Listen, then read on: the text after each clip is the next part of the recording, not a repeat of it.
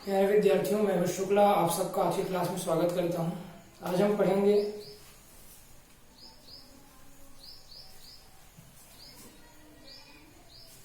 Twelfth physics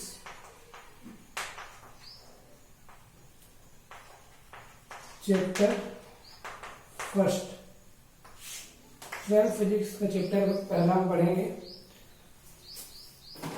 विद्युत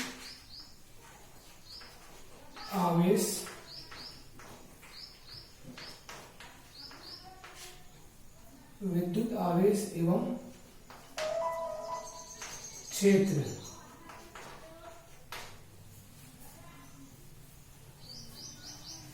सबसे पहले हम बात करेंगे विद्युत आवेश की। तो विद्युत आवेश एक गुण है। विद्युत आवेश क्या है? एक गुण है। जब दो पदार्थों को आपस में रगड़ा जाता है तो उनमें इलेक्ट्रॉन के आदान प्रदान के फलस्वरूप आकर्षण या प्रतिकर्षण का गुण उत्पन्न हो जाता है। जब दो पदार्थों को आपस में रगड़ते हैं तो उनमें इलेक्ट्रॉनों का आदान प्रदान होता है और इलेक्ट्रॉनों के आदान प्रदान के कारण उनमें आकर्षण या प्रतिकर्षण का गुण क्या होता है? उत्पन्न हो जाता है, जिसे हम कहते हैं आवेश। इसके अलावा हम ऐसा भी कह सकते हैं कि किसी पदार्थ में इलेक्ट्रॉन की कमी या वृद्धि होना आवेश कहलाता है। और आवेश के अगर हम प्रकार की बात करें तो यह दो प्रकार का होता है। पहला है धन आवेश और दूसरा है ऋण आवेश। पहला क्या है? धन आवेश और दूसरा है ऋण आवेश।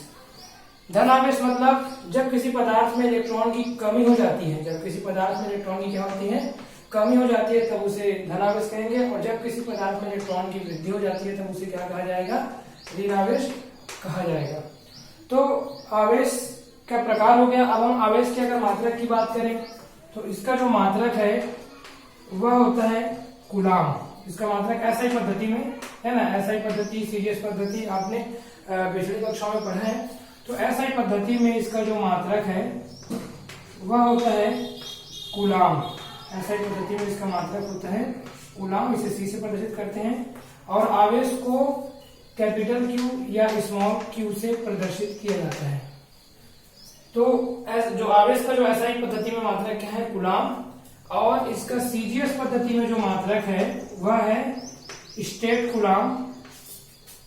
सीजीएस पद्धति में इसका जो मात्रक है वो क्या है? स्टेट कूलाम और या फिर फ्रैंकलिन। तो इसका जो सीजीएस पद्धति में जो मात्रक है वो है स्टेट कूलाम या फ्रैंकलिन। इसके अलावा इसके और भी छोटे छोटे कई और भी मात्रक हैं, इकाइयां हैं मतलब कूलाम की, जिनका उपयोग हम आंतरिक प्रश्न में करते हैं, जैसे micro coulomb, nano coulomb, pico coulomb. तो इन इकाइयों का उपयोग हम करते हैं आंतरिक प्रश्न में और इसका वैल्यू होता है 1 micro coulomb is equal to 10 पे power -6 coulomb, 1 nano coulomb is equal to 10 पे पावर -9 कूलाम और 1 pico coulomb is equal to होता है 10 पे पावर -12 कूलाम। तो इस प्रकार से हम देख सकते हैं कि आवेश का जो मात्रक है वो एसआई पद्धति में कूलाम होता है, सीजीएस पद्धति में स्टेट कूलाम या फ्रैंकलिन होता है, दोनों होता है मतलब।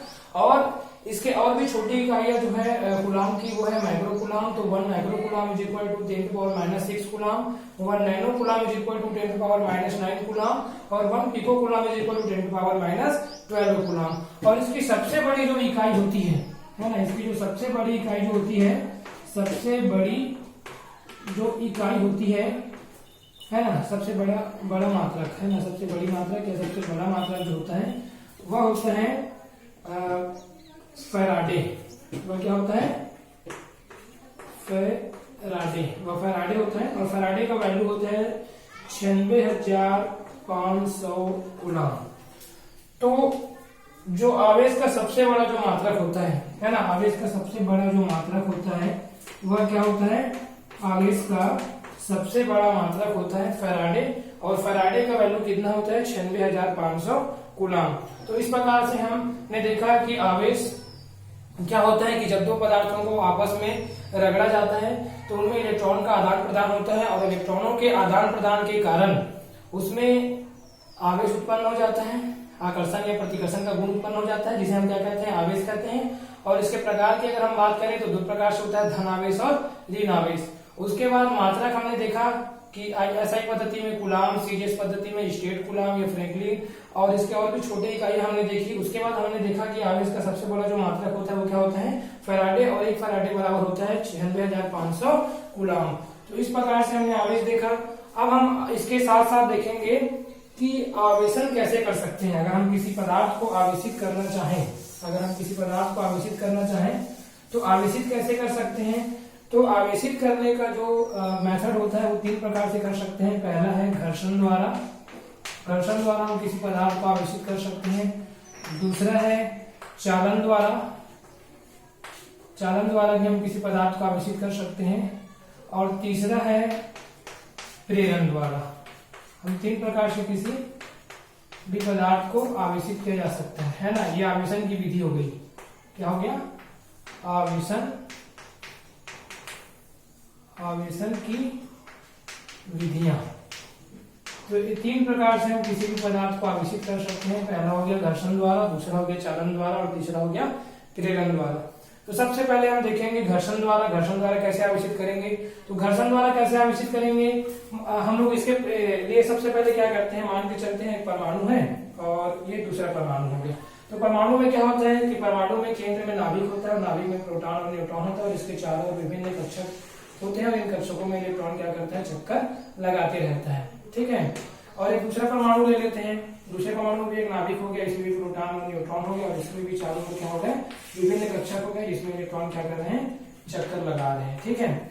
अब जब दो परमाणु हो गए, अब हम जानते हैं कि परमाणु विद्युत रूपेण क्या होता है, उदासीन होता है। परमाणु क्या होता है, विद्युत रूपेण उदासीन होता है। उदासीन का मतलब यह नहीं है कि इसमें चार्ज नहीं होता, इसमें चार्ज होता है, लेकिन इसमें अगर 10 प्रोटॉन है तो इसमें इलेक्ट्रॉन भी कितने होंगे, 10 होंगे, और इसमें अगर 9 प्रोटॉन है तो इसमें इलेक्ट्रॉन भी कितने होंगे, 9 ही होंगे। तो इसमें इलेक्ट्रॉन और प्रोटॉनों की जो संख्या है, इलेक्ट्रॉनों और प्रोटॉनों की जो संख्या क्या होती है, समान होती है। और इलेक्ट्रॉनों और प्रोटॉनों की संख्या समान होने के कारण ये क्या होता है, उदासीन होता है।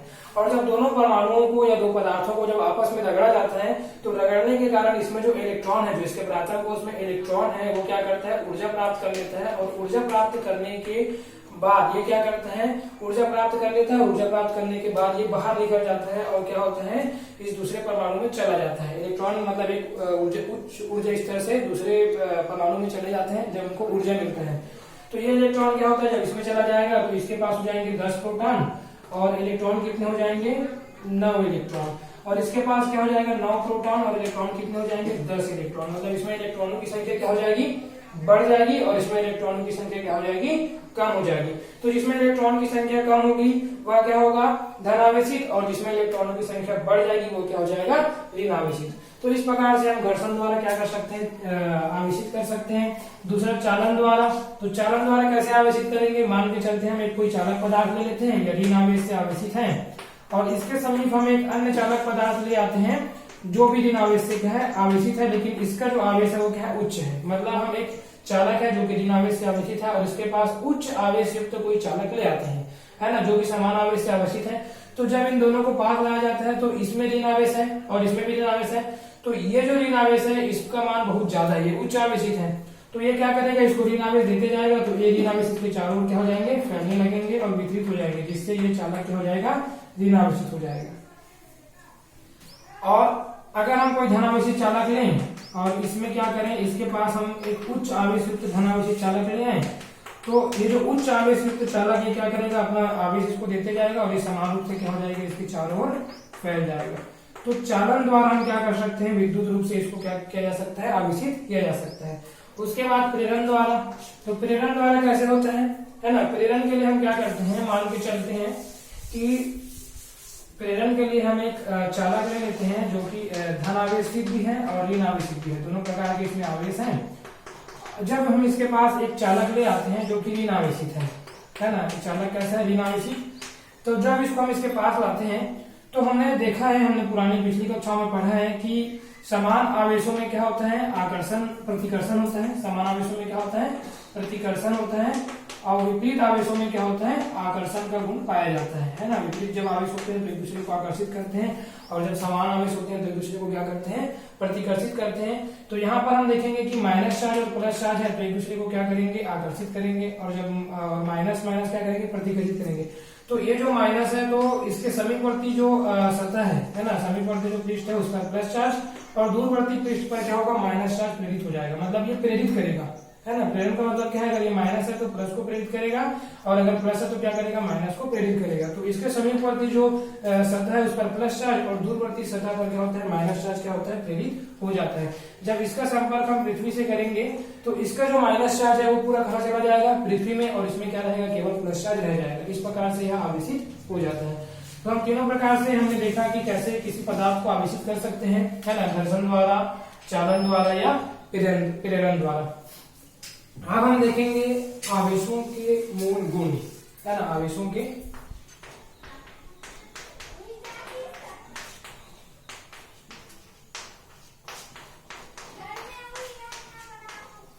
मूल गुण। तो आवेशों के मूल गुण तो खैर बहुत सारे हैं, लेकिन हमको सिलेबस में मुख्य तौर पे देखना है। पहला है आवेशों के योज्यता का नियम। पहला क्या है, आवेशों के योज्यता का नियम। इसमें क्या होता है, जैसे किसी पदार्थ का जो आवेश है ना, किसी पदार्थ का कुल आवेश उस पदार्थ में उपस्थित अलग अलग आवेशों के बीजगणितीय योग के बराबर होता है ना। एक बार और कह दूं कि इसमें क्या होता है, किसी पदार्थ का कुल आवेश उस पदार्थ में उपस्थित अलग अलग आवेशों के बीजगणितीय योग के बराबर होता है। इसको एग्जांपल से समझने की कोशिश करते हैं, है ना। एग्जांपल से इसको समझेंगे। मान के चलते हैं एक चालक में प्लस 5Q आवेश, प्लस 3Q आवेश, माइनस 2Q आवेश और माइनस Q आवेश है ना। कोई चालक पदार्थ है जो कि प्लस Q आवेश, प्लस 3Q आवेश, माइनस 2Q आवेश और माइनस Q आवेश से क्या है, आवेशित है ना, आवेशित है।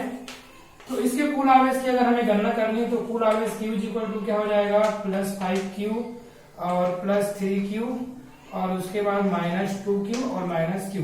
तो इस प्रकार से 5 और 3 कितना होगा, 8Q और माइनस कितना हो जाएगा, 3Q इज इक्वल टू कितना हो जाएगा, 5Q, है ना, प्लस 5Q।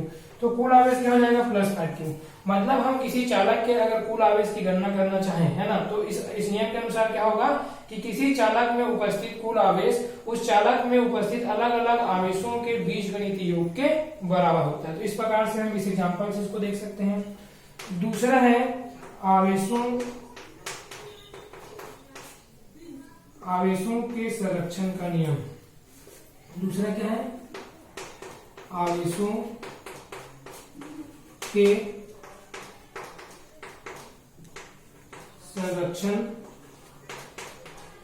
का नियम, है ना। तो आवेशों के संरक्षण का नियम क्या है, यह ऊर्जा संरक्षण के नियम पर आधारित है। जैसे हमने ऊर्जा संरक्षण का नियम पढ़ा है कि ऊर्जा को ना तो उत्पन्न किया जा सकता है और ना ही नष्ट किया जा सकता है, केवल ऊर्जा को एक रूप से दूसरे रूप में रूपांतरित किया जा सकता है। सिर्फ है ना, लाइक दैट कि आवेशों को ना ही उत्पन्न कर सकते हैं और ना आवेशों को ना ही नष्ट किया जा सकता है। आवेशों को केवल एक रूप से दूसरे रूप में क्या किया जा सकता है, परिवर्तित किया जा सकता है। जैसे फॉर एग्जांपल, इसको भी हम एग्जांपल समझने की कोशिश करेंगे कि HCl ले लेते हैं और HCl को जब दो भागों में टूटेगा तो क्या बनेगा, H+ और Cl-।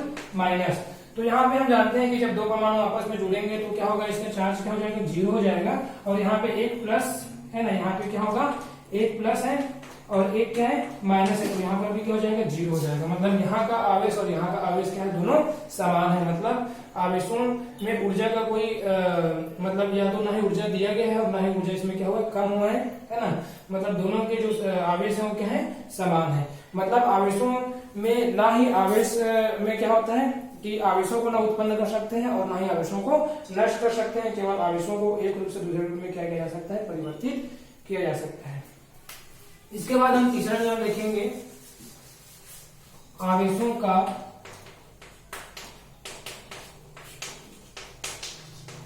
क्वांटीकरण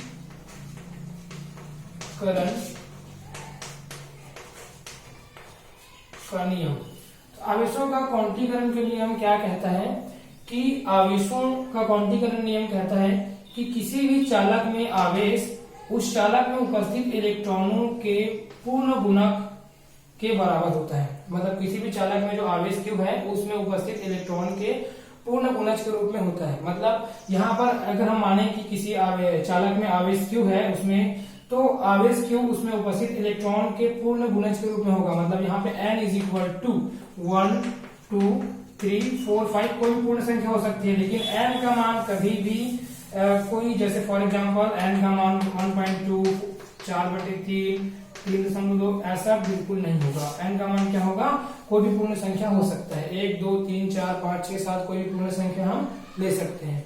तो इस प्रकार से हम क्या कर सकते हैं, आवेशों के गुणों का अध्ययन हमने किया। और